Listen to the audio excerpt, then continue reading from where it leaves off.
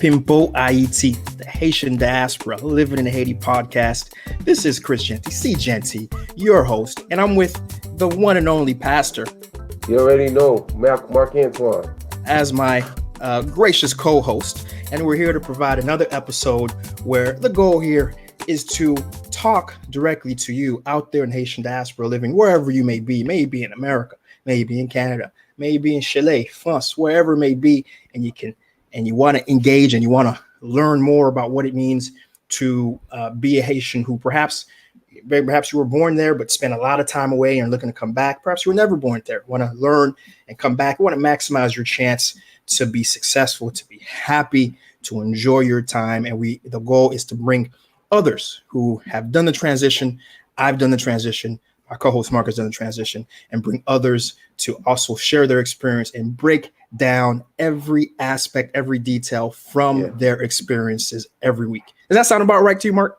That sounds great. Really, really excited for this show today, and I really hope it'll give a lot of resources and inspiration to our listeners. Awesome. So our guest, I'm so happy for this. This is the guy who, when I first thought about this show, there was a handful of guys I knew and women who I knew that I wanted to get on. And Pascal Antoine, my first guest, is one of those guys. He's someone who, from my day one, I remember I was in the airport heading to Haiti, and another good associate of mine's who knew of Pascal said, this is a guy you want to reach out. Here's his number. Just reach out, text him. And out the blue, I text him, and other in the airport, we're having a conversation about tips and tricks and how to transition. So when I knew I was going to start this show, I knew this is one of those guys I had to get on and share the wealth of knowledge he had, because I know he's open. I know he's knowledgeable. So without much further ado, Pascal Antoine, listen, how are you doing, brother? I'm good. How are you guys doing? Doing good, man. And there's another Antoine in the house. What's going on? Sir. Representing for the Antoines. Two Antoines. It's going to be a crazy show today. I'm going to tell you right now. It's going to be a crazy show. And just for the record, you guys aren't related, right? No, not as far as I know. We're not. As far as I know, we're not related. Yeah, but you never know, man. You never know. Never know, exactly. You never know. And what's great. So Pascal, a little bit about his background. He started this, he worked in New York for a little bit. I'll let him break it down to us in a moment, but I just want to say Haiti Exchange, an institution. And a lot of you guys may know Pascal already from Haiti Exchange. It was an online forum that transitioned to an online platform. And he engaged in a lot of what I do on Seejeanty and a lot of my other media, which is engage in the Haitian diaspora with issues directly as relates to Haiti in the larger sense, and also Haiti in Haiti. And so as someone who was looking to get in this media, running across your content, Pascal, again, another inspirational thing, right? So thanks for what you did. You're welcome. You're absolutely welcome. And just so folks to know, the goal of this conversation today is we're going to, talk about Pascal and his background. And we're going to then talk about, Pascal's going to share with us a lot of the tips and tricks and sort of strategies in terms of readjusting some of the big shocks that he had to overcome, and some of the shocks he sees other people and sharing from that perspective, because he has a background as a fixer. So again, he'll talk about all that. And then finally, the last piece is really about the professional aspect, the media aspect, for folks who are looking to come to Haiti and engage in some sort of media capacity, maybe as a videographer, maybe as a journalist, maybe as a storyteller, maybe as whatever it may be, maybe perhaps even in the arts and as a musician or something. He's made music videos for artists.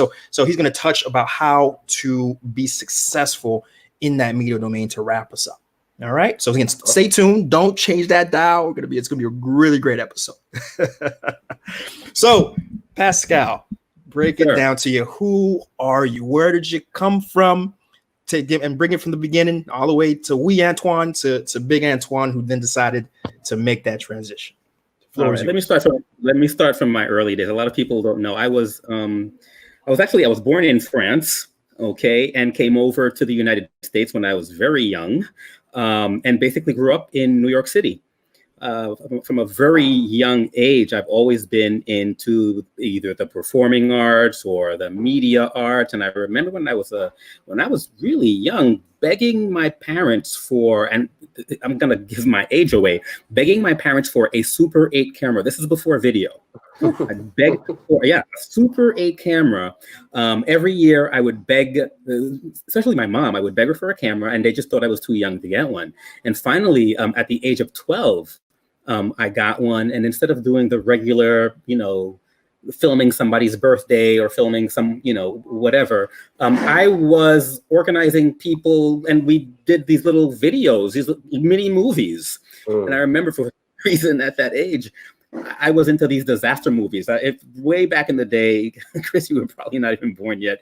They were the earthquake and all these disaster movies, which for whatever reason I got into. And I would try to kind of emulate those. And, I'd take the camera and shake it and pretend there was an earthquake going on and have my friends run around. And we did UFO type movies and all types of stuff like that. But that's how I got into the whole sort of media game. That's what interested me from the very beginning.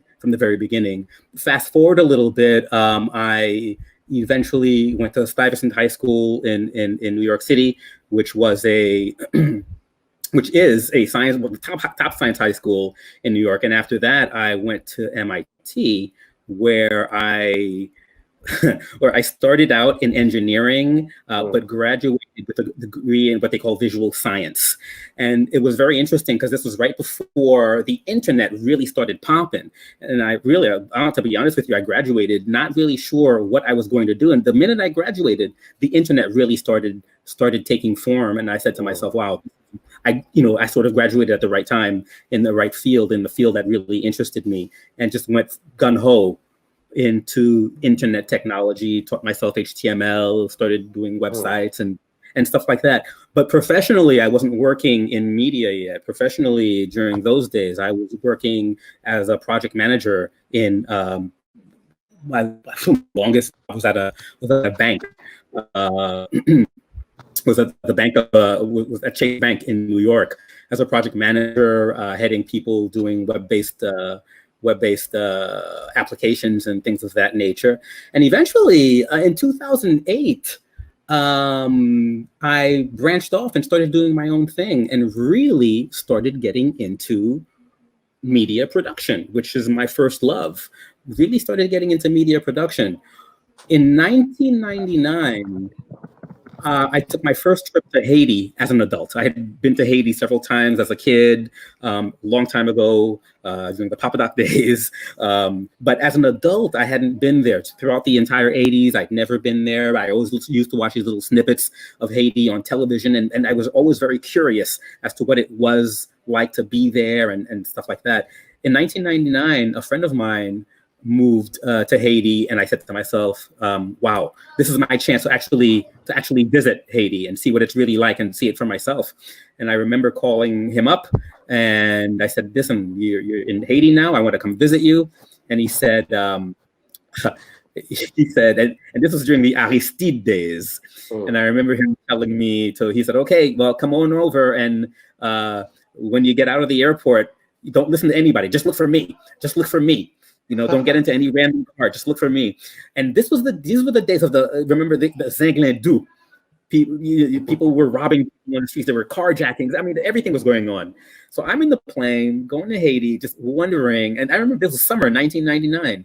Didn't know what I was going to find. And I remember seeing it from above for the first time, seeing it from the plane. And I was like, wow, it's really peaceful and it's beautiful. And the lower I got, I was looking at homes which were half built with coconut trees growing out of the living room, and I'm like, where am I headed to? And people on the plane too were telling me, oh, c'est Haiti. Why am I going to Haiti now? Why am I going to Haiti now? So I have all these, you miss the country when it was really good. So all these ideas and all these, so I started worrying, literally. I started worrying, where am I going? What have I gotten myself into? And I remember landing, and this was like the airport wasn't made up the way it is now. There was no air conditioning. There were big fans near the belts where people used, near the what do you call the belt where you go pick up your luggage, and people were fighting and stuff like that. I'm like, where the heck am I? And I left the airport, and my friend was there waiting for me, and we got into his car and drove off. And I looked around, and I'm like, wow, this is not the Haiti that I remember when I was a kid. This is not the same Haiti at all. And I remember my friend had a friend of his in the car, and he's looking me up and down. And I'm a simple guy. There's the stereotype of the diaspora going to Haiti, and you're dressed up, you got Louis Vuitton on, you got all this stuff on. I had a t-shirt and some shorts on. I'm like, whatever. I'm not trying to fake the funk for anybody or trying to show off or anything. And this guy, my friend's friend, is in the car looking at me, really looking at me up and down. And I'm like, what's wrong? Why are you looking at me like that? He says, oh, you're a diaspora? I'm like, we said diaspora. I'm here. Yeah, I'm a diaspora guy. He said, oh, I'm well simple. Oh, you're so simple. And I'm like, what did you expect? I'm like, you don't have any gold on, you don't have anything. I'm like, no, the country's messed up. Why am I going to come to the country? Like, I'm not trying to show off. I just want to be really simple, really inconspicuous. I'm not trying to take any chances going to Haiti. And that first trip, I remember, because I was so unsure of where I was going and what I was going to do, I made sure the trip was only 5 days long. Okay, I stayed a very brief period of time. I didn't know what I was going to find. The very first day, I was full of anxiety, didn't know where I was. I mean, I looked like the people, I spoke the language, but aside from that, I was really lost. The second day, I started feeling more comfortable. Third day was good. Fourth day, my friend surprised me with a trip. We drove all the way up to the Citadel. Wow. First time to the Citadel. And back then, the roads, even though the roads are not that great now, I know they're doing they've made a lot of improvement, but back then the roads were atrocious. The roads it was like literally, it was like driving on the moon from, from Arcae all the way up to Cap Haitien, to Cap Haitien, driving on the moon. The roads were unpaved, and the whole line, it was terrible. It was terrible. And I remember thinking, I'm never going to do this again. But it all paid off. I went to the Citadel. We raced back to Port-au-Prince overnight because I had a flight to catch the next day. And I caught that flight, came back to New York, where I was living at the time. And that trip changed my life. It absolutely changed my life. I remember getting back to the States and being in the car with my sister, and all of a sudden I was listening to all this Haitian music. You got bit by the bug, it sounds like. You got bit by the bug. I got bit. And my sister, I kind of remember her saying, oh yeah, maybe it's a phase, I don't know. And I'm like, you know what, I don't know why, but I don't think it's a phase. I don't think it's a phase.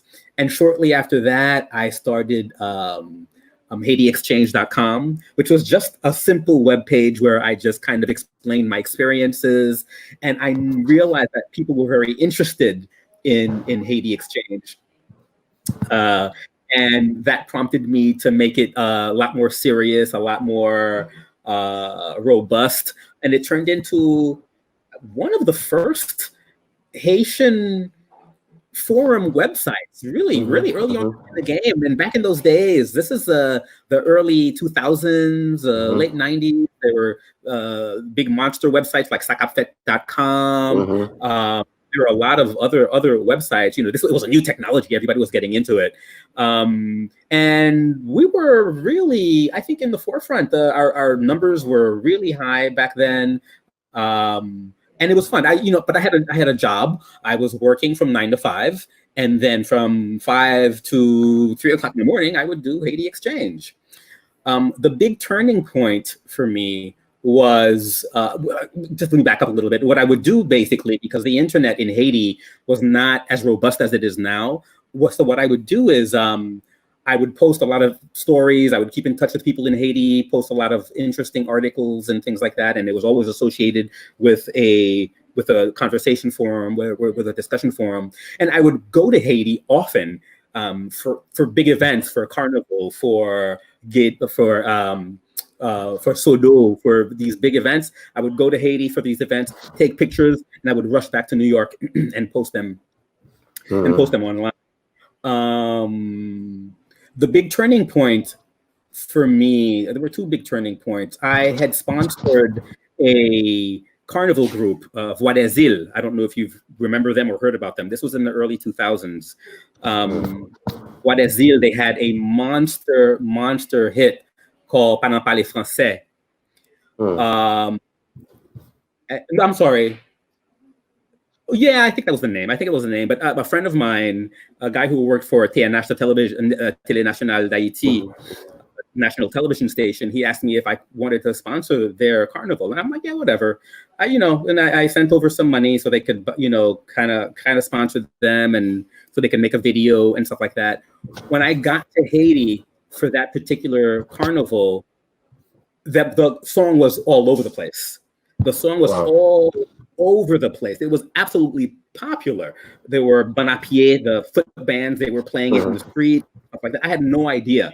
I sort of just kind of sponsored them because they were friends, because their manager was a friend of mine. And it was one of the best things I did, because even now, when people hear Haiti Exchange in Haiti, they usually associate it with the group Voix des Îles. Oh, you guys sponsored Voix des Îles. You guys are with the group Voix des Îles. So that was really interesting. The other big turning point was the earthquake. Now, during when the earthquake happened, I was working in Midtown Manhattan, again, working during the day and doing Haiti Exchange at night. And I remember that day really well because I was in my office and I got a ping on my phone that said, massive earthquake and in my mind, I'm thinking I'm going to read, it's going to say the Philippines or somewhere in Asia or whatever, somewhere really far away that had nothing to do with me. And it's in Port-au-Prince. And I was my jaw dropped. I grabbed my coat. I left the office. My colleagues, everybody looked at me. They were like, Pascal, what's wrong? And I swear in 2 seconds, I turned like mad Haitian in like 2 seconds. I was like, there's been an earthquake in my country. There's been an earthquake. And I left. I didn't want to hear anybody. I left the office. I got on the subway. And I remember the train was moving at regular speeds. But for me, it was just going too slow. It was just moving way too slow. And I finally got home. And I got onto the Haiti Exchange website. And I got into the forum. And it was just overflowing. And I got an email from the people who managed the ISP, the internet service provider that I was dealing with. And they said, we had to restart the server.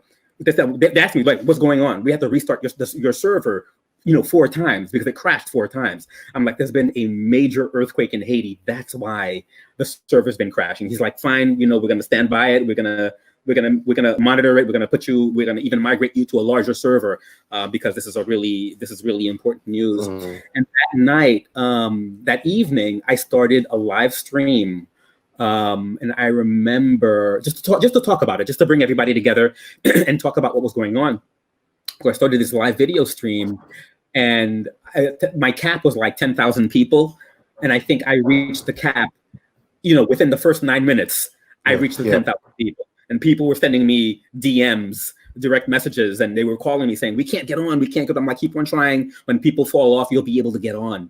And I talked, and I remember it was very emotional. Somebody sent me a picture of the crushed National Palace, and I cried online. Literally, I just thought I lost it. That was the first picture. That was what really let me see what kind of an event this was. And I had just been in Haiti, in December. And this happened in January. I was just in Haiti, but right before Christmas, that prior December. And to see, the National Palace that everybody knew about, that everybody always saw, to see it in the state that it was, I just started crying online. And I was online till about 4 o'clock in the morning. I was broadcasting till 4 o'clock in the morning until somebody called me up and said, Pascal, you're tired. You're tired. Just get get some rest. We don't care that you're not going to be streaming. Get some rest, and you'll do this tomorrow again if you want to. And I turned off the stream. I signed off, and I went to sleep. Woke up the next day, went to work, explained to people at the job what was going on, and for the next week, I was doing a live stream every single evening after work. I was doing a live stream, and literally a week after the earthquake, I hopped on a plane and went down. Oh, I finally realized that my friend, I actually looked on Google Maps because of the earthquake. They had updated all their Haiti pictures, all their Haiti aerial views. I looked on the map. I saw that my friend's house didn't look damaged, but I couldn't reach him. Finally, I reached him. He said, everything's okay. And I said, listen, I'm coming over. I'm coming down. Hopped on a flight. I couldn't find any flights into Port-au-Prince because the airport was closed. Went to the Dominican Republic. It was my first time in the Dominican Republic. Spent the night there and hopped on a bus to Haiti. And spent and I had planned on being in Haiti for the next 2 weeks and then coming back to the States. But it was so crazy. And mind you, at the time I was a consultant, so I kind of made my own hours. I was very free with my time. And it just turned out that I didn't have a particular project at that time. And I had planned on staying in Haiti for maybe about 2 weeks. And I kept on, and I ended up staying for about 3 months. What American Airlines had done at the time is that they were not charging any kind of change fees for people who were going down to Haiti. They weren't charging anything. So I kept on calling them, and I kept on extending my stay. I kept on, extending my stay. And finally, at the beginning of March, I called them. And they said, Mr. Antoine, we'll change your dates this one last time. We'll change it this one last time. We're not going to be able to change it anymore. I'm like, okay, I promise. This time I'm really going to go back. Go back. And that gave me my first taste of living in Haiti for an extended period of time. And I remember after that thinking to myself, wow, I would like to try to live in Haiti a little longer. But I was thinking, maybe, for another, for 6 months or something. That's what was in my head at that time. I came back to the States, didn't go back to Haiti until I think that September or maybe even November, came back to the States. And eventually, I always had this idea of trying to live in Haiti. And eventually I ended up living in Haiti for about 5 years, where I did Haiti exchange from Haiti. And I did it for about 5 years, which was really nice. That was a very eye-opening experience. I learned more about Haiti than I had ever, even while I was doing Haiti exchange. The kind of projects that I get brought me all over the country. I worked for CFI, the Centre de Facilitation d'Investissement, Center for Facilitation of Investment. Even though I told myself, you're going to go there, you're going to do your own thing, you're never going to get a 9 to 5. But I was there for a good year and a half. I got gigs with OAVCT, which is the state-run insurance company, did a long PSA for them, met a lot of people, finally got my staff together. It was very challenging and eye-opening. Paid my taxes in Haiti, which is a story in itself. And my last big project, did music videos for people, a couple of whom have become very big. And my last gig in Haiti before I came back to the States was a couple of documentary / PSAs that I did for USAID, which were very interesting to work on. But at the end of the game, at the end of the whole thing, it was very draining. That's why, Chris, I'm so impressed with what you're doing. And I'm like, more power to you. Keep it going. Haiti is very draining. And I decided, I don't want to give up on Haiti, but I don't necessarily want to live in Haiti. So I left Haiti about 2 years ago, came back to the States. Right now I'm in Florida. But since then, I've been to Haiti. I go to Haiti at least 3 times a year. Last year, actually, I was in Haiti more than I was in the States, and even had planned on being in Haiti now. And if it weren't for coronavirus, which really messed up mine and everybody else's plans. That's where I would be right now. So in a nutshell, that was a little more than a nutshell. That's my experience in Haiti. If I had to do it all over, yes, I would do it all over. And again, I haven't given up at all on Haiti. I just want to do it with more infrastructure, with a lot more available to me. So I'm at the phase in my life, in my career now, where I'm trying to make it work from the States. And that's why I wanted to you on here, Pascal, because you've really been there for a very long stretch, 5 years, but even after that point when you weren't there, you were still in and out often, more times than not, and your goal always to, and I think you're almost just about there, which is have one foot in Haiti, one foot in America. I tell people I wanted the best of both worlds. The best of both worlds. Exactly, right? And so this way you can still impact and affect and do things in the country within your domain, but then still be able to go back and have that, a lot of things. Again, you grew up a certain way, and there's some certain nuances, obviously, when you leave anywhere you want to keep. And so I wanted you on here because you really give that full life of what it means. Because I don't want it, Haitian Diaspora podcast, I don't want it to make it seem as if you move there and everything's fine and dandy. No, there's some real challenges. That's why I want folks from a lot of different perspectives here to give it we don't want you necessarily to be the one to discover on yourself. We want to have the full repertoire of what's gonna happen to you, so you can approach and attack it the right way, right?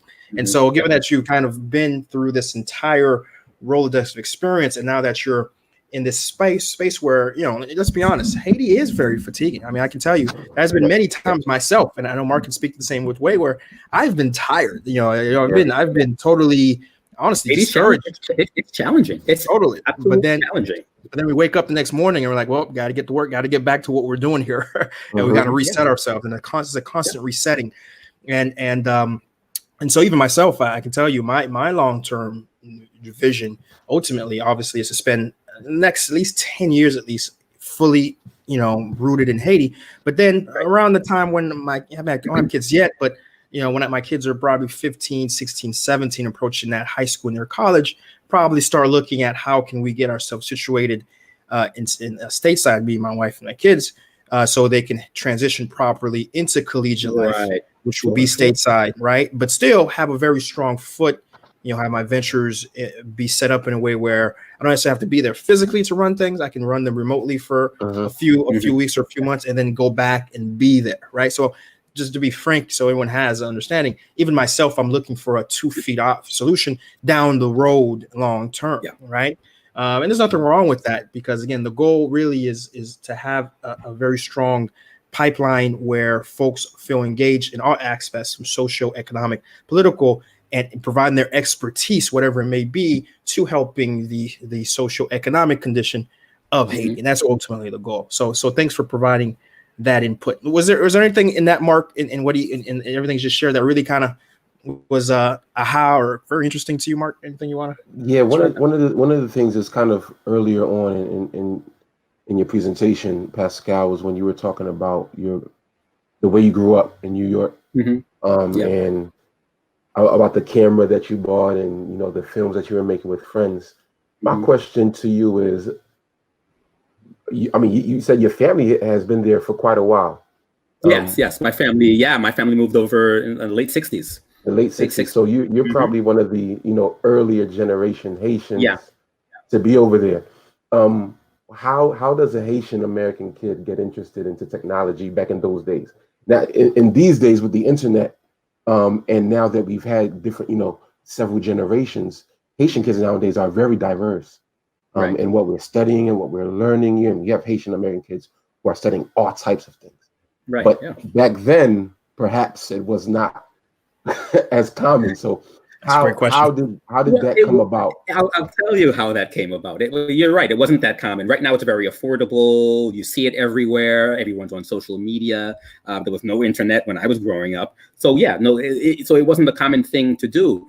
But what inspired me, and I don't think I've ever told this publicly, when I was a kid, I remember watching cartoons, and there was one particular cartoon. I'm definitely dating myself. There was a cartoon called Beetle Bailey. And I remember watching that and and I was a kid and I was trying to figure out how they do that. How do they do that? And I don't know, something just lit up in my brain. And I said, you know what? I'm not sure how they do it, but I'm sure it's different images that they put together, that they flash in front of my face very quickly. I kind of figured that out on my own. And then, you know, I verified it after doing some reading or something else that I saw. And there was also a particular episode of Mr. Rogers' Neighborhood that I watched once, where he taught, for those who don't know, a very popular kids show back in the day. And he showed us how to make a flip book, where you take a pad of paper and you draw on the paper. You draw on each paper and you change the image slightly, and you could do a little flip book cartoon. And that blew me away. So my mother at the time, she worked for MCI in Manhattan, and you know, they had a lot of stationery around, and one of the things that they always had were little pads of paper, and I would always beg her to bring home pads of paper so that I could make little flip books. So every once in a while, you know, she got them from the job, obviously. She would bring home these pads of paper, and I would make these little cartoon flip books. And eventually that got me interested in filmmaking, animation, and all types of things. And you know, my earlier works were these little I have to look for them. I don't know where they are now, but these little animated movies that I made. One year I went to I enrolled in the State University of New York in Rochester. They had a summer school for kids to make films. I think you have to make films. And I went there and I did an animation. And that kind of taught me and showed me that, wow, this is really what you enjoy doing. This is really, really what you enjoy doing. And it's nice. I look at the stuff that I did back then, and you know, and you compare it to the stuff that I did now. And yeah, there's a whole big, lots of improvement, obviously. But I could clearly see my path and my interest in this. And even when I was in school, even when I was, you know, I went to MIT. It's not a school, it's not a filmmaking school, but whenever we had a final project for classes or whatever, I would go to the professor and I would ask, can I do this in form of a video or a movie or whatever? And whenever they allowed me to do that, that's how I would present my final project. I would always present it in the form of, you know, something visual, which is what I've always been drawn to. That's what I've always done. That's what I've always done. And yeah, so that's that. Good stuff. Yeah. Very, very interesting. And that's an important question to ask, because I remember myself, even though I'm in this data technology domain, not only as a consultant, but also with my businesses, I'm very much, you know, this outsourcing space, leveraging technology to you know, export my employees' capacities to the world.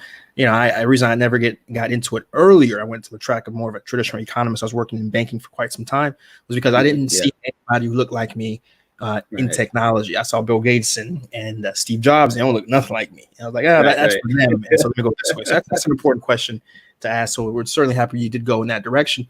Now, when you were in Haiti and you transitioned, you know, first off, you know, it's interesting that you left inspired after coming in after the earthquake, because to me, I don't know, from what I've seen and heard, and you know, the devastation was so complete.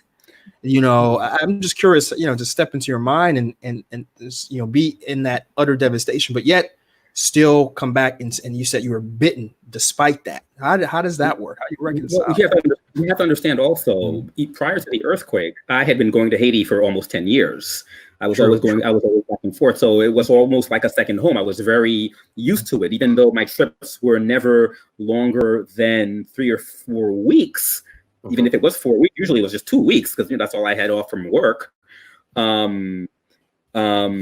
I was there very often. So I was already used to it. So when the earthquake happened, it was just, you know, I mean, the first thing, I mean, I just had to go. I just had to be there.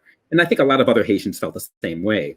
And when I did go there, and when I saw, I mean, I never, you know, pays était tête en bas. The country was just upside down. And the first thing I was like, I've got to be here longer. I've got to stay here longer. I've got to even, you know, that was the impetus to even explore relocating to Haiti, which is what I ended up doing. that was the spark. So did you feel like a sort of degree of like you felt responsible, like you felt you really wanted to be there, but to do what? To help a part of the change, or what did you help feel? Be part of the change. Okay. Help. Everyone was talking about the change, Mm-hmm. and I thought that was a perfect time to be there, because remember when that happened, everybody's like, okay, good, this is a blessing in disguise. Haiti's going to change now. Haiti's going to, not to mention that I'm very disappointed in what I see today, but that was the overarching idea back then. Everyone thought that, wow, Haiti's going to change now. And I'm like, I want to be part of this change. I can't just be looking at Haiti on the sidelines. So that's what got me to really live in Haiti. And the almost 6 years that I spent in Haiti, I mean, those were the most inspiring and eye-opening 5 years, 5.5 years of my life. Those absolutely opened my eyes, and I can say Seejeanty. I don't think nobody could tell me anything now. All these old diaspora who would calling me up and telling me, oh, you should do this. You haven't been to Haiti in 20 years. Yeah. You can't tell me nothing. Right. So I'm trying to understand the timeline. So you did 5 years, and then that would be up until 2016, 2015? Yeah, I came back to the States. What is this? 2020. And then even then, so when you quote unquote left, like what were you doing? Did you like get a consulting gig stateside for a little bit, or were you still sort of coming back? I left Haiti in 2016, 2017, right after my last big gig with USAID. And when I came back to the States, I freelanced. I did a lot of freelance work, voiceover work, which could be very lucrative sometimes. And one of the things that I started doing a little before I left, a friend of mine from Europe, he was in Haiti, his first time in Haiti, and he looked at me and he said, Pascal, and I was complaining about sometimes, between gigs, it would take a little while. And you guys are still there, right? Yeah, we're still here. You're still here. Go ahead. Sometimes it would take a little while between gigs, and what he said, Pascal, you would make a good fixer. I had no idea what a fixer was. I knew about the concept, but really didn't know that it was so organized or what it was. And a fixer is basically somebody who is in a country, usually a country that's hard to either get into or get around in. And journalists usually hire fixers to help out with writing articles. You're basically the guide, the person's guide, who will come into the country for some sort of a project, either a press project, a project with the press, or something, or an audio-visual project.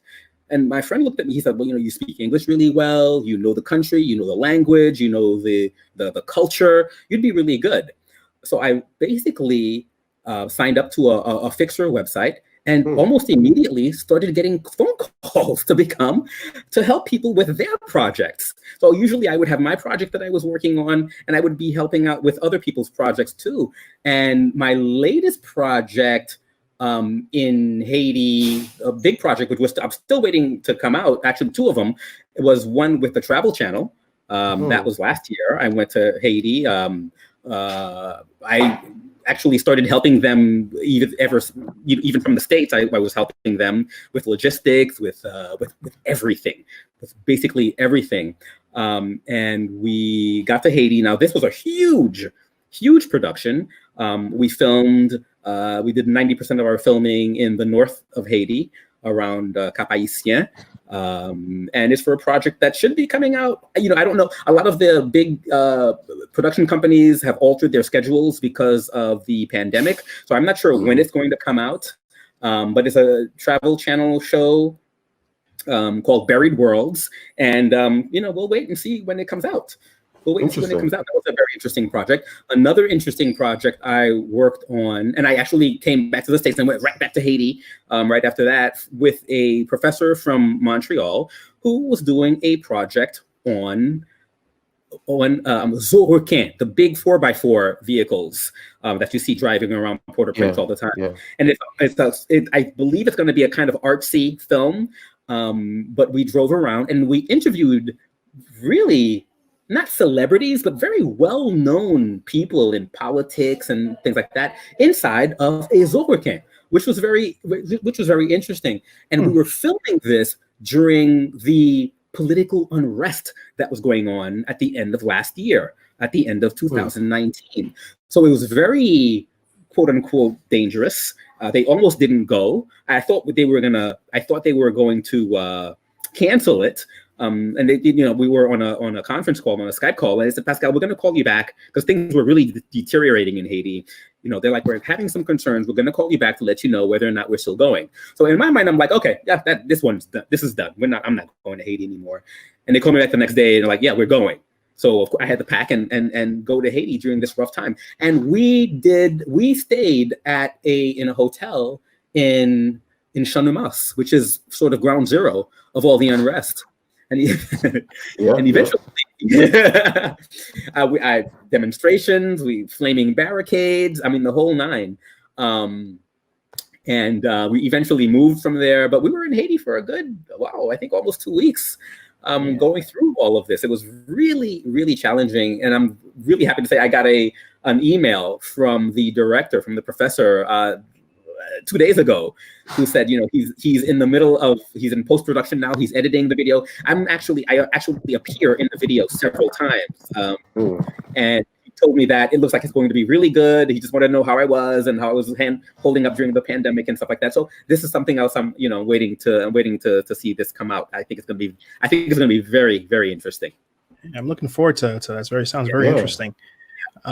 So there's a lot of aspects, and we're basically full circle. Like we're basically get to how you came in and where you're at right now, and basically you're basically in that space where you're probably still doing these sort of freelance stuff, but then you're also anytime an opportunity comes about. But yeah, I'm sure COVID has solely derailed any of that. Completely. But you got to keep busy. Exactly. So I'm curious now. In terms of what you would advise people looking to transition into the country. First off, let me ask, how do you evaluate somebody who approaches you in the first place? Like if someone just out the blue hits you up and says, hey, I'm looking to move back, like how do you try to evaluate, is this person totally naive? Is this person have any real chance of transitioning and succeeding versus someone who, when you hear a little bit more about them, okay, well, this person's probably going to be all right. And then how do you advise that person? So how do you go about it? A lot of people do ask me about moving to Haiti, whether or not they should do it and stuff like that. But more often than not, they don't ask me. They just tell me, oh yeah, I'm going to move into Haiti and this is what I'm going to do. And I'm going to do this, that, and the other thing. And if their plans sound really kind of grandiose and unrealistic, I just let them know. I mean, I had somebody call me once. He's like, yeah, I'm going to go to Haiti. I'm going to start a company. I'll be there for maybe 3 or 4 months. And then I'll be in the States. And I'm like, dude, it don't work like that. It don't work like that. It does not work like that. So there is a lot, even from people who were born in Haiti, you spend a lot of time in the States and you forget. You forget how things were and or either that, or you don't realize how much it changed, how much things changed. And your people are used to the way business is handled in the States, where, you say something, this is going to happen, you sign a contract and it happens. It's not that way in Haiti. Just to take a simple example, in order for me to get a lot of contractual work in Haiti, especially with NGOs, I definitely had to have my patent, and I had to pay my taxes. And when I first started, I remember asking people, well, how do I go about doing this? How do I get a patent? How do I get a patent? How much does it cost? And blah, blah, blah. And of course, in Haiti, everybody has a cousin who knows somebody, who knows somebody, who knows somebody. And I talked to somebody and he's like, oh yeah, I'll get this patent for you. Well, we won't do it in Port-au-Prince. We'll do it in Léogâne. And then you could switch it to Port-au-Prince later on and blah, blah, blah. And you got to go to DGI in Léogâne. And I'm like, well, how much is it going to cost? He's like, oh, it's going to cost $7,000. I'm like, oh, okay. I'll call you back tomorrow. I'll call you back later. And you know what I did? I went to the DGI on Delma. The DGI is the tax office on Delma. I asked them how much I needed for a patent and what were the qualifications, what documentation I needed. They told me, went back home, went to the bank, got some money, went back there the next day, And within the day, I got my patent within the day for about $500. Okay, I did that. I got that done without listening to somebody. You have to understand, you're asking people for advice. A lot of Haitians for this advice that they've never done. They've never opened up a business and had to get a patent. Yeah, they've never. They're not the people to ask. So do your own research. So that's all that just to say. Do your own research. Do your own exploring. Find out on your own what you need to do. Don't use people as a crutch. There are people. There's a lot of bureaucracy in Haiti when it comes to getting. I spent the first 2 months trying to get a license and trying to get a car that I bought in my name. There was a lot of bureaucracy there. And it took 2 months to do, but you've got to sort of just go and do it yourself. A lot of people will try to pay somebody to do it for them. And I highly suggest, at least for the first time, not to do that, but to go through it yourself so you can actually see and understand what the process is. I highly suggest that. Because a lot of people, I remember one year going to the tax office to pay my taxes. There was a woman in front of me, Haitian woman who had grown up in Haiti, lived in Haiti all her life. And she went up to try to pay her taxes. And they said, well, this is how much you owe.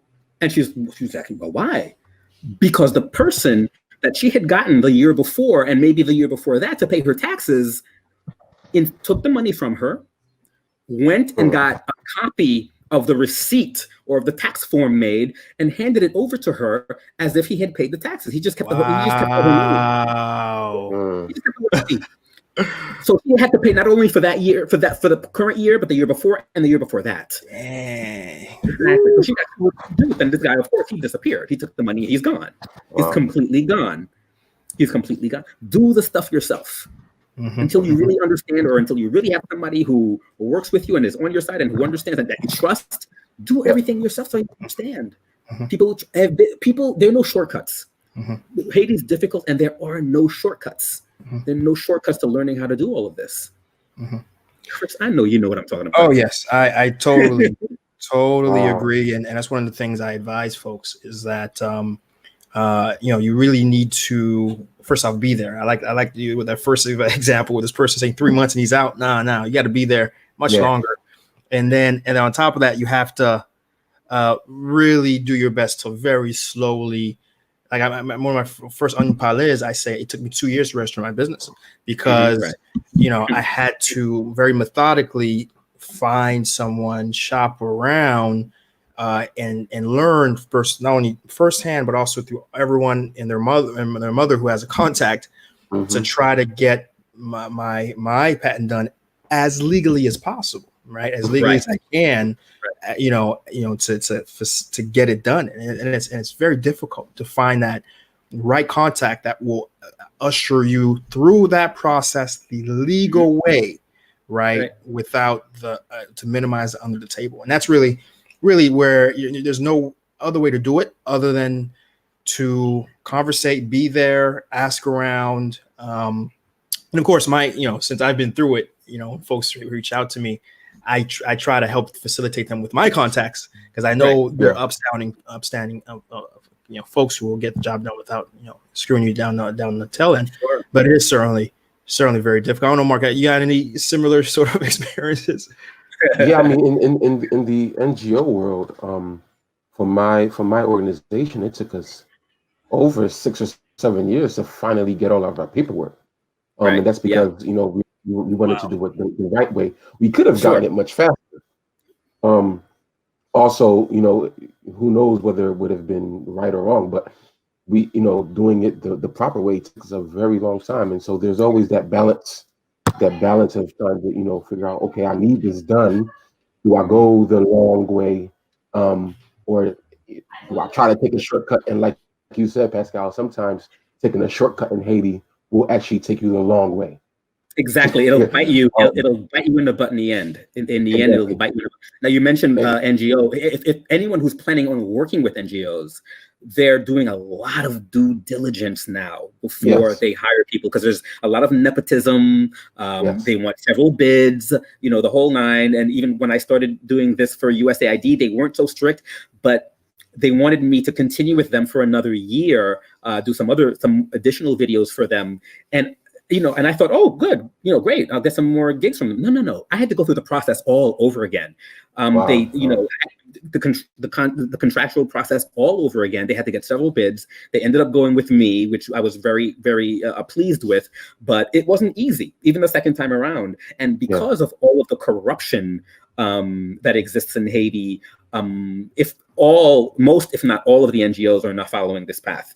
They want to make sure that they are in affairs with someone who's on the up and up. They won't do business with just anybody.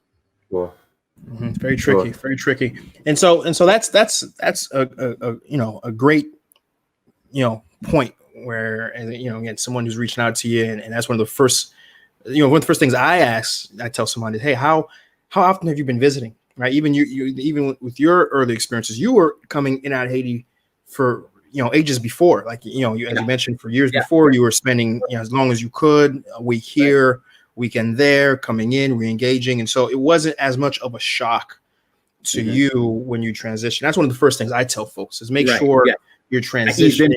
I eased into it. Right, exactly. You have to ease into it. The negative stories you hear about people. In fact, there was I won't mention her name, but you know her, Pascal. Okay. She's someone you and I met at Basilique. I know who you're talking about. You know what I'm talking about, right? And this woman just when I first met her, she was like, "Yeah, I left. I don't know, where's it, Texas or something. I left and I'm coming back, and I'm here. I just moved in, and just so much energy." And I'm like, "Cool." And literally, I don't know if you were there when I was speaking to her. I was like, "So tell me, like, how often were you coming?" "No, I've never really been here." I'm like, "Do you have any family here?" It's a kind of, no family here. Don't even know I'm here, or don't even. And these are red flags to me. I'm like, interesting. Literally, so basically, she had just on a whim moved. In fact, she was looking for work. She was looking for work, remote work, but she was just looking. So she really came with a plan or way of income. She just literally sort of sold her life, her materials, and just moved out here. And I'm like, good luck, right? I'm not one to be negative Nancy. So I said, good luck. And guess what happened? About 2 months ago, come to find out, she was posting on somebody else about how difficult Haiti is and talking so bad about Haiti. And I was like, so what happened? Are you okay? Or what's going on? And I messaged her privately and she goes, "Oh no, I left because I just, Haiti's so rough and people are so mean and folks are just always looking for a handout. And I just got tired of it. And I moved back." And see, these are the people who talk, who frustrate me, honestly, who they talk so bad about Haiti. But it's not Haiti's the problem. Haiti's not the problem. You have to come with a plan, right? I mean, you're going to be burnt. And that's ultimately what happened there to her. I know exactly who you're talking about. I'm in contact with her. She absolutely loves the country. But, the way I look at things is there's a time for everything. You've got to be ready to make that move if you're going to make it. And like we mentioned, you have to ease into it. I was easing into it for 10 years. So I knew exactly, even though, I learned a lot after I did move there, those 10 years, really, I knew how to find my way around. I knew how things worked. I knew there were a lot of things that I was already aware of before I made the plunge. And there's certainly a gender aspect too that she doubly faced. That because I don't think she had a vehicle, right? And that's one reason why I'm looking forward to an early guest to be a woman who transitioned, because they can provide that perspective. Because I felt she also had that other sort of layer where you, on the other hand, and I know I've seen you. You take Facebook Lives and you're on the streets just walking around. You're taking taps, you're taking motos. And the level of comfort is 100%. Right. But that level of comfort, it took a while. Haiti's very intimidating. Even after I had been going there for, going back and forth for 10 years and then moving there, it's very intimidating. And I had to ease myself I had to make myself feel comfortable you know, and the first thing I did was buy a car, but you know what? Every once in a while, the car doesn't work or whatever. I'm hopping on a top. I'm hopping on a motorcycle, and it took a while to get to the point where I was able to do that without any problem. And now when I go to Haiti, I don't rent a car anymore. I just, I go there and hey, I know how to get around. I know how to get around. What contributes to that level of comfort? Just getting in there, because I know folks to this day who've transitioned back and they're scaredy cats, right? They don't go out anywhere without a driver, it's not. I could be one of those people who I'm there and I don't want to go outside. I need somebody to hold my hand everywhere I go. No, you have to make a conscious effort to make yourself comfortable with getting around and going out and doing whatever it is you do. I mean, Haiti is, you've got to know where to go. You can't just go any old place. You've got to know where to go. And I've taught myself that I've seen a lot. It was funny. I got to key in on something you said here, Mark, because not Mark, Pascal. I see the Antoines are throwing me off. It's Pascal. Is that you said that your time in Haiti, you're very disappointed with ultimately what happened, right? You came in at a time of optimism. There has to be something positive, and now you say, you know what, it's not there. You're very disappointed with what happened, but yet you still are someone who is so committed to having a lifestyle that Haiti is a part of it. Haiti, even despite its disappointments, you can't imagine yourself where Haiti isn't a part of the narrative of who Pascal Antoine is. I really can't. So how do you reconcile that? Bring us home. How does that work? Where there is, because I feel the same way. Where I've been there 3-4 years now, and the economic condition has not improved. The legal environment has not improved. Right?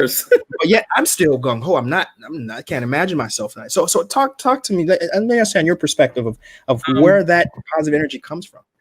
I can't say for sure, because I have so many friends who just want nothing to do with Haiti and want nothing to, they don't want to go. They don't want to, they've totally given up on, even people in my family who have totally given up on Haiti.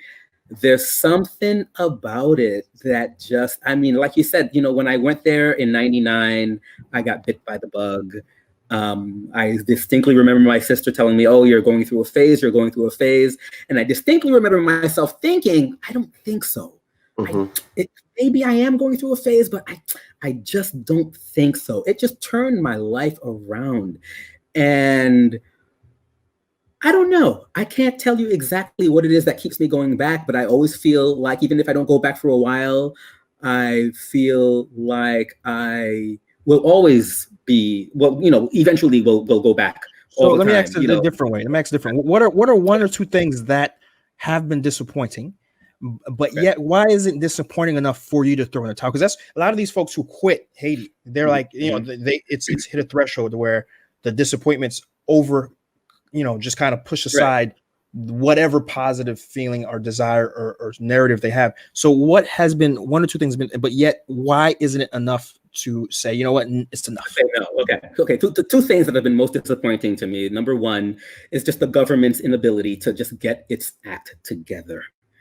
Because when I see Haiti's problems, a lot of people want to blame the people. No, I blame the leadership. I squarely blame the leadership. And I feel there have been too many missed opportunities. There's too much greediness, too much selfishness within the government ranks, and it trickles down to the people. And for instance, last year, like I said, I went to Haiti 3 times. Every single time the country was on lockdown. Every single time I went, we were on pays lock. From the beginning, from when I went in February, and I remember tension started to mount, and I'm used to that. I'm like, okay, there's going to be a demonstration. It's going to last 1 or 2 days, and then it's going to be over. But then it lasted 3 days and 4 days. Next thing I know, we're in our 9th day. Next thing I know, it's lasting 2 weeks and 3 weeks, and the same thing. I went back in the summertime. Same thing. I went back in the fall. Even worse. It was even longer. So that constant treadmill of just making the same mistakes over and over again, that's the first thing that's the most disappointing to me. The second thing is the fact, it's related, the fact that, we're very capable people, but the culture has become that of beggars. we're expecting everybody else to do stuff for us. I remember on one of my gigs, we were filming something. We had to go to Port-de-Paix in the north of Haiti. We had to drive to Port-de-Paix, and the road after you leave what's that city? That big city before Port-de-Paix. Anyway, on the way up, it's very the road's terrible. There are a lot of bridges that are not up to par and stuff like that. And I remember one of my crew, we're in the car, we're driving over these bridges that are about to fall apart. And he's like, oh, blanc supposé vin la vin fait ça pour nous, vin ranger ça pour nous. White people are supposed to come here and fix it for us. I'm like, what are you talking about? Why can't we fix it for ourselves? Automatically, the whole culture has changed into one. We're waiting for everybody else to do it for us, and that, and I'm disappointed with that. And I think that is one of the main things that's holding us back. No doubt. But yet that's not that. But still, you still see, you keep that independent of your. I haven't even been through half of the stories that are things that I've experienced. But for whatever reason, I keep on coming back. Okay. I keep on coming back. And I think what I do is, I'll tell you something. Early on, when I was in Haiti, and this is when I first moved there, I had an apartment. I had a very bad experience at a restaurant where some bandits came in. And this is a friend of mine's restaurant. Some bandits came in. They shot in front of us. They shot the security guard. They stole all my money, my cell phone, everything. And this was when I had first moved back. And for 2 weeks after, and I was there, I had 2 weeks to go. I was working on a music video and I had 2 weeks to go. And I remember thinking to myself, I got to leave tomorrow. I have to leave. I've got to get out of here. And I remember calling my sister and told her what happened. And she said, you know what? She said, Pascal, what happened to you? She's like, it's really terrible, but that could have happened to you in Brooklyn. No doubt. And it just gave me, it just gave me some perspective. And I was a little paranoid the next couple of days after that happened. And then I just kind of planted both my feet back on earth. And I was like, you know what? I came here to do something. I'm going to stay here. I'm going to do it. I stayed for the next 2 weeks. I got the music video done. And I eventually came back to the States for a little while. But I just put things into perspective and I see things for what they are. I'm not going to let something happen and then just totally get scared. Great point. I mean, I got mugged at knife point in Chicago. That's something I never really shared. But I don't throw Chicago out. I don't say Chicago's a place I'm never going back. I just wrong place, wrong time, and then kind of comparted there.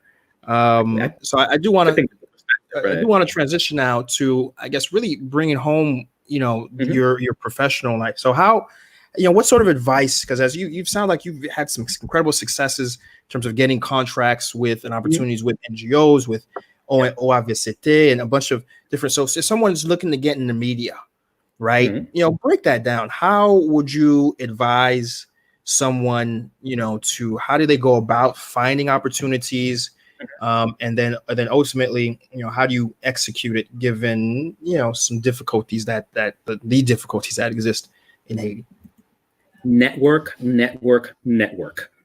Haiti is a country of Munpa, the people Munpa. Get to know people. There are conferences. Do some research, see what's going on. Go to radio stations, go to television stations, meet people, go to events, meet people, talk to people. Let people know what you do. Half of the work that I did was word of mouth, was people seeing work that I've done before and saying, wow, could you do this for me? Could you do that? I didn't take out Facebook ads or whatever, but a lot of the stuff that I got was from people talking to people, and the people who liked the work that I did would recommend me to other people. And, and you foster relationships. You foster relationships, then you go from there. Easily 90% of the work that I did was due to being referred, was from references. Easily. So that's very important. Very, very important. Get to know people. Mm-hmm. Now, one other thing to piggyback off of that, Pascal, for people, especially young people nowadays who are very, we have much of a more encouraging culture nowadays where people are considering moving back to Haiti. Before someone moves back, or before someone comes to Haiti on an extended period of time, in order to prepare, what would you say are some of the top things that they would need to either understand or get a skill set, or what are some of those preparatory things that they would need to do before making a transition back home? Okay, the first thing I would say is learn the lay of the land. Learn the lay of the land. If your Creole is not up to snuff, practice. If you're of Haitian descent, practice with your family. If you're not, practice with your friends or whatever. Learn the lay of the land. People respect you a lot more if you speak Creole like them. When I first got there, I had a little diaspora Creole. Moi te parle Creole comme ça. Not that bad, but now I still have an accent. People know, but I think when people look at me now, when they hear me now, they're like, okay, he probably left when he was young or something or whatever. But I'm good. My Creole is good. I'm pretty good. I'm proud of the progress that I've made. So learn that. Learn the lay of the land as much as you can. Just learn about the different organizations that you might have to deal with. And thirdly, I would say, if you're selling to Haitians, learn the market, understand what they like and what they don't like.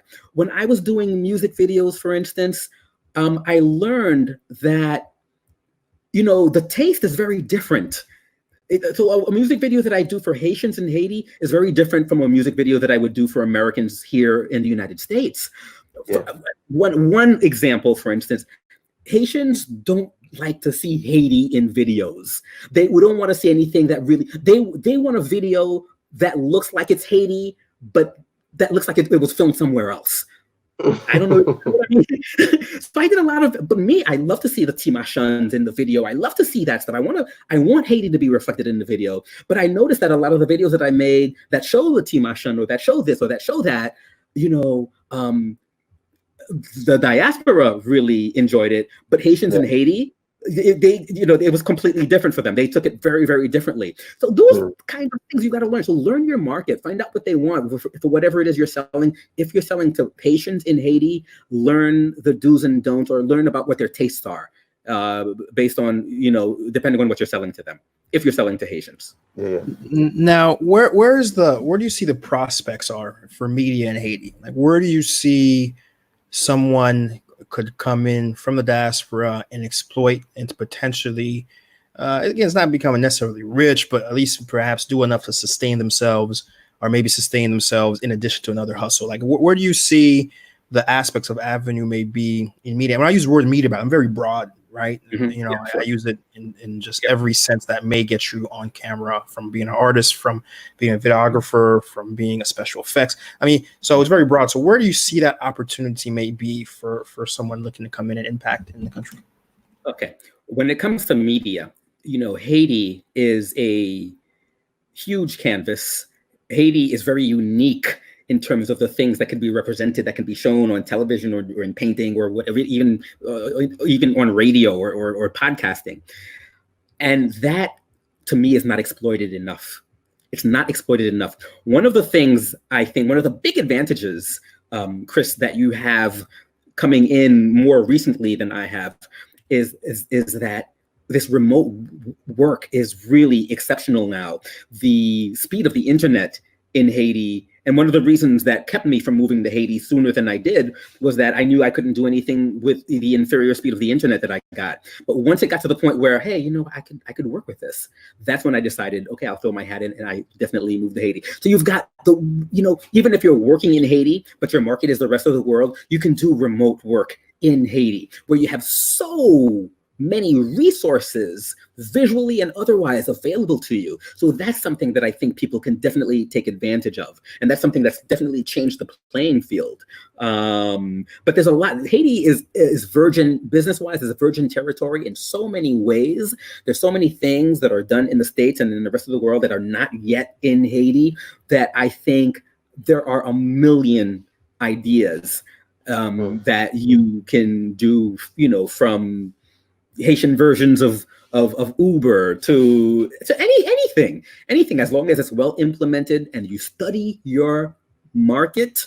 It's not everything that you can just port from the United States to Haiti and think it's going to work just because it works in the US. It's a completely different market. People have different things available to them in Haiti than they do in the States. So you've got to do your research first, but it is definitely virgin territory in terms of opening up new businesses, having new business models, but you've got to do your research. Now talking about like what you have direct exposure with, have completed, and now sort of stepping into, is because it sounds like at first you were certainly domestic facing. You were working with CFI, you were working with OAVST. I saw that you did a great little segment for Chicken Fiesta, which if you love that restaurant, right? And now you're sort of transitioning to working with internationals coming into Haiti, right? And so now you have that other face where you're more international, more sort of remote. But then, so I don't know, from those two angles, specific to what you've done, I don't know. Do you feel there's still a lot of opportunity domestically in the sense that you've been doing things, or would you expound someone to really more focus on that international side of things, or mix it up like you're doing? How would you? Mix it up. You need several income streams. Definitely mix it up, because one thing will dry up and you'll always have something else to fall back on. One of the things that I've done here, and again, I'm a media dude. One of the things that I've done here, which it's been pretty good for me, is I've been getting calls for a lot of voiceover work, especially Creole voiceovers. My last big voiceover job was for a company based in China, believe it or not, for a company based in China, and we did it completely remotely. I would record for them. I would send them the files. They would make changes or say, could you stay this way or whatever, and I would re-record it for them. And it was a lot of text. It was for a pharmaceutical firm. Took a while, but it worked out. I mean, there's just so much that you can do. There's just so much, and technology today is just opening up the world. And another thing I was doing voiceover work in Haiti, and the people I was doing the voiceover work for, they didn't know I was in Haiti. All they knew is that I was, my voice was somewhere out on the internet. They would, we would email each other or, talk to each other every day to figure out what we were going to do for that particular day. I would record my files. As long as you have the right equipment, you send it to them, and boom, and you get paid. So there's so many ways of working these days, especially remotely, and especially now with this pandemic going on. I mean, working remotely is definitely going to get a boost. Absolutely going to get a boost. People are going to realize not only that it exists, but that it's a very efficient way of doing things these days. So yeah, that's something that I think people should look into, whether you're here or in Haiti. And Haiti now has the infrastructure that a lot of things can be done remotely. Just, look into that and take advantage of that. Yeah, I know we're kind of closing in, but I had one more thing I wanted to raise with you. Chris really comes in from a business perspective, and I come in from an NGO perspective. But it seems, Pascal, that you've been able to successfully merge both worlds. You've done a lot of business. You've done a lot of work with NGOs. How have you been able to find that balance? What have been some of the challenges? A lot of people coming in. Yeah, I'll be honest with you. My first love is media or anything creative. Business is not my love, but it comes with the territory. But it comes with the territory, so you just sort of have to learn that. Going along the way, you have to learn that along the way. There's definitely business involved, but my first love is media and making pretty things and doing some making creative, putting creative projects together and getting creative stuff out in front of people's eyes. As far as how I've balanced it, I've just taken things in stride and learned things as I went along and implemented things as I had to implement them. Mm-hmm. So in your experience, mm-hmm. Especially as Chris, both Chris and I believe that ultimately the way for Haiti out of its misery is enterprise. Right. Right.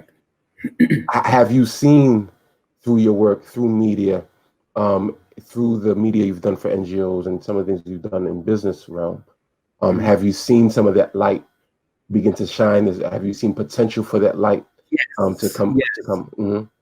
I've definitely seen potential for the light. I've done a lot of shooting, especially when I was at CFI. We used to do business profiles for local businesses. I know, Chris, you do a lot of that stuff, which is I love looking at your work. I've been up to the trade-free zones in the north of Haiti, in the Cap-Haitian area. Done some retrospectives of what things that are going up there, and then again in Sonapi, which is the zone in industrial zone in Port-au-Prince, mm-hmm. And it's there. It's there. The only problem is, as we always say, you take 3 steps forward and 4 steps back, or 2 steps forward and 3 steps back, and things are always sort of knocked off balance. Mm-hmm. But it's there. It's definitely there. It's definitely there. And there are people with some excellent ideas that are doing some great things.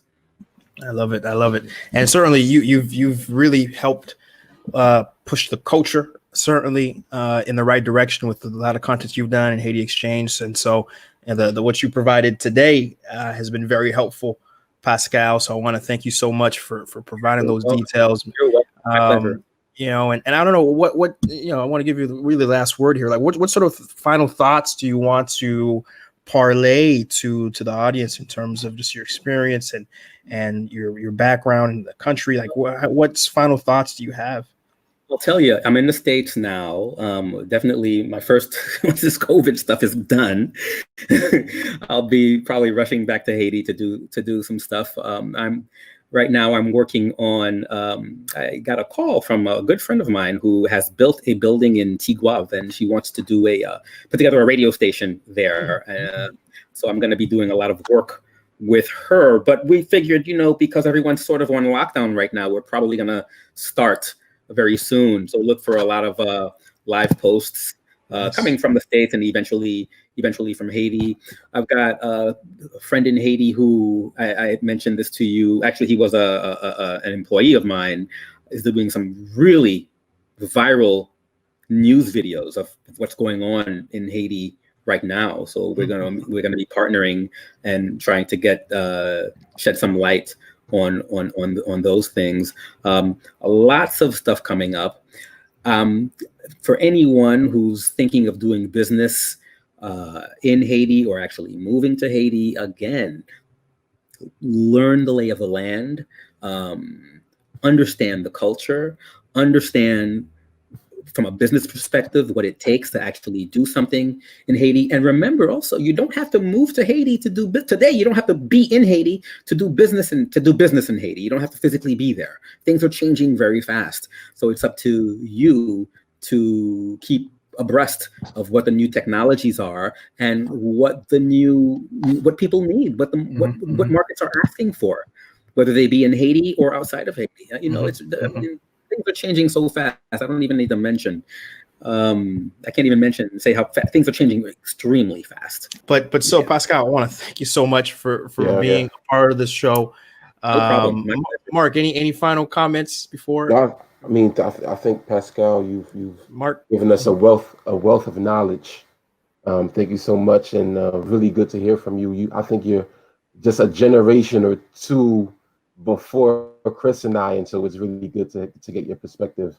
Thank you so much. I really enjoyed this. Thank you guys so much, and I guess I'll see you guys in Haiti. Yeah, you're what we call an OG. Yeah, I'm an OG guy. Thank you. I'm an OG. Listen, guys, it's been a fantastic episode for everyone's listening. If you've enjoyed this episode, do make sure we're on everything now. We're on Apple, we're on Google, We're on Spotify. We're on some stuff I even know was a thing, like mini podcasts, Overcast. There's a bunch of other stuff I didn't even know. We're on all of them. So wherever you're maybe listening and watching this from, do make sure you hit a like. If you can hit us with 5 stars, some of them are just 5-star rated. Hit us a 5-star. You want to leave a comment on some of these, leave a comment. All these things help us sort of get above the noise and sort of allow us to bubble up and get this podcast to the masses. Because one of the reasons why we do it in English is so we can have a much more inclusive body to be able to understand what it means, to be Haiti, because it's not just about having Haitians come and be part of it. We live in a global world, and it's going to take global actors to be able to impact the change Haiti needs. And that's one of the reasons why we do this English, and we share these stories for you to be able to understand it and share them yourself. So if you enjoyed this episode, do share it as well. We're going to be back very soon with another new episode, especially in these COVID times. I can't do my usual media content that I usually do. So we're going to do a lot more of these podcasts through this era of COVID. So, look out for it. I'm very happy if you stuck out to this very end. Very happy that you did. Hope you gained a lot from it. All right. And listen. And, thanks, Mark. Thanks, Pascal. Until we're back at it again, we'll be back at it again. Yes, sir.